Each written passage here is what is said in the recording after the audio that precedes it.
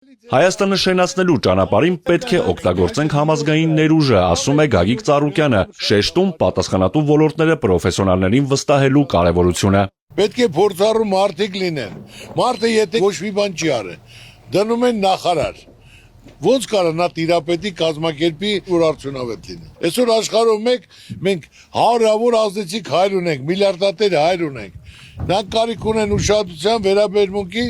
ցանկություն ունեն աջակցեն օգնեն հենց երկրին իրենց ժողովրդին։ Մարդիկ կան, որ չեն էլ ուզում, պետք է այդ մարդկանց խնդրել, ներկայացնել, որ այսօր կառավարությունը կա, արի, կառուցի, կազմի, ստեղծի ծրագիրը, նոր հետո եթե չես ուզում, որտեղ պետք է մտածես քո ժողովրդի մասին։ Ես սա խնդիրներն էլ գիտեմ, ես շփվում եմ մարդկանց հետ, ամեն տարբեր ոլորտի աշխատող, ծառայող, բանվոր, գիտնական, բժիշկ, դասախոս, մեծահարուստ, չեմպիոն, սա հետ շփվում եմ։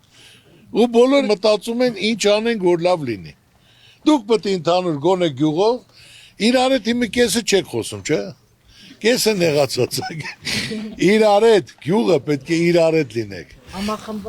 Ծանոթ բարեկամ կապ չունի, ով կարա այդ ծանոթությունը բարձրացնի, Ժորժ ջան, նա պետք է անի, հավատացեք ինձ։ Ընդհանուրի համար որ լավ լինի, քո համար էլ լավ կլինի։ Հայաստանը փոքր երկիր է, սակայն ունի մեծ ներուժ եւ հնարավորություններ, որոնք պետք է ուղղել երկրի զարգացմանն ու առաջընթացին, նշում է ԲՀԿ ղեկավարը։ Մեր եղածի համաձայն հնարավորության, մեր պետության, մենք ինչ ունենք, մենք պետք է կամուրջ հանդիսանանք։ Չինաստանից կլինի, Իրանից կլինի, որ Ռուսաստանի ճանապարհը բացա, Եվրոպա բացա, կարանք կազմակերպենք, արտադրենք, արտահանենք, մարդկանց գործ տանք։ Ոնց որ անհատ մարդը հիմա մտածում է ինչ անի փող աշխատի։ Նույն էլ պետությունը պետք է նայի ոնց կազմակերպի, որ կարողանա արտադրի, աշխատի, շահույթ ունենա, որ տնտեսական աճ լինի, պետքա կապեր Չինաստանի հետ պայմանավորվեն, ասենք ու տեխնոլոգիան բեր, տարածքը տալիս ենք, 10 տարի հարկեր մի տուր։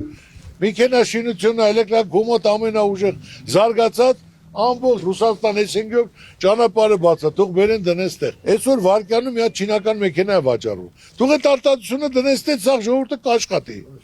Հնդկաստանից թող բերեն ամենաուժեղ դեղորյակները։ Ժողովուրդը համ կաշխատի, համ շրջանառություն կլինի, համ էլ մարդիկ լավ կապրեն։ Առնես նստես, ոչ կապ ունես, ոչ ծանոթություն, ոչ մեկի հետ հարաբերություն չես ստեղծում։ Վերջը ի՞նչ է լինելու։ Եթե մի մարդը կարողանում է միլիարդատեր լինի, պետությունը ոնց կարա միլիարդատեր չունի։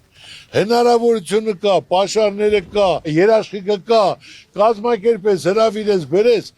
օրենքներ պետք է փոխվի, ժողովուրդ։ Տնտեսությունը ինչի իման վրա է զարգանում։ Գիտության իման վրա, այսօր Չինաստանը աշխարհը գրավել է ինչի իման վրա։ Գիտության իման վրա, ով ինչ արտադրի այդ բաժակը, իրանց մոտ $10 է, չինացիները $1 է։ Առաջարկ Հայաստանին ծրագրում քաղաքացուն հուզող բոլոր խնդիրներն են, անվտանգությունից մինչև տնտեսություն, առողջապահությունից մինչև կրթություն։ Գագիկ Ծառուկյանը մանրամասն ներկայացնում է ծրագրի յուրաքանչյուր դրույթ, ընդգծում, դրանց իրականացումը էականորեն փոխելու է մարդկանց կյանքի որակը։ Նայելով այս հոյակապ բնությունը, այս տեսարանները, սենց բան ոչ մեկ չունի։ Ինչ ա պետք։ Տուրիզմը որ զարգանա։ Տապան հետ կզարգացնի այդ տուրիզմը։ Քրիստոսի արձանը կառուցում ենք, դա էլ ասեմ խեմ կառուցում։ Մենք մեր եղածը ժողովուրդ չենք կարող աշխարհին ներկայացնել։ Բրազիլիա, հասկացանք, բայց մենք ենք առաջի քրիստոնյա ժողովուրդը, որ պետական ընդունել ենք։ Հիմա ամբողջ աշխարհը սպասում է, երբ է բացումը լինելու գալու։ Օրը հարյուրավոր զանգեր, հազարավոր զանգեր, գալիս ենք մերը ավելի հզոր, ավելի բարձունքի վրա, ավելի ազդեցիկ, Քրիստոսի իր առաքյալներով թանգարանել է լինելու ուժը։ Դու պատկերացեք, եթե գա 20 միլիոն տուրիստ, ամեն տուրիստը գնալուց պետք է 3000 գրպանը գումար լինի։ 20 անգամ 60 միլիարդ։ Մեր բյուջեն 5-6 միլիարդ է, 60 միլիարդ տարեկան գումար մտնի։ Տաքսիստներ, գյուղացիներ, փոքր միջին բիզնեսներ, այդ գումարը մնալու է մեր երկրում։ Հիմա մի հատ էլ նոյալ տապանը նայելով, խի պետք է մենք չանենք։ Էլի կգա, նա թող մի 3 միլիոն, 5 միլիոն էլ դրա համար գան տեստ։ Երկրորդ նույնն է դառնալու, մի հատ նոյ է եղել, երկրորդ նույնն է դառնալու։ Ստեղ էլ սիրուն սարքվի, թող 1 միլիոն թող գա։ 3000-ով էլ ինչ գումար է կազում, բոլորն էլ գործ կունենան, ամեն ինչ հնարավոր ժողովուրդ։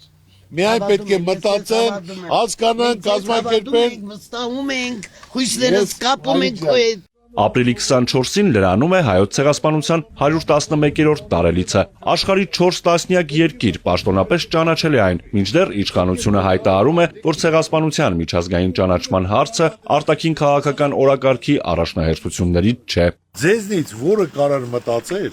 որ կարը կգա անեն ժամանակ, որ իշխանության ներկայացուցիչ Ռիշչյանի Արարատի մասին խոսի, Արարատին նայի, կամ ցեղասպանությունից խոսի, կամ Արցախի մասին ձեն չանի։ Ոնց կա դուք պատկերացեք, դա մեր պատմությունն է, ամոթ է, աշխարհը ընդունել է, որ դա ցեղասպանություն է։ Այսօր մենք չխոսենք դրա մասին, եղբայր, ոնց։ Մենք այսօր ունենք մեր ինքնությունը պահելու խնդիր։ Իմ խնդրանքն ու իմ կոչը իմ համագյուղացիներին, իմ հայ ազգին, որ ցեղ չդառնանք, մնանք ազգ, կոչս ճիշտ ընտրություն կատարեն։ Հաղթանակ եմ կամենում։ Շնորհակալ եմ։ Ցանկանում ենք առողջ եղեք։ Ու մեր գլխից անպատասխանեք։ Շնորհակալ եմ, զգացված եմ։ Ամենակարևորը բանը ձեզ ասեմ։ Ցանկացած մարդ, որ նայմա գնահատական կա, վերաբերվում կա, ջերմություն կա, հավատացեք, ավելի քեզ պարտավորված ես գում, որ անհնարինը անես։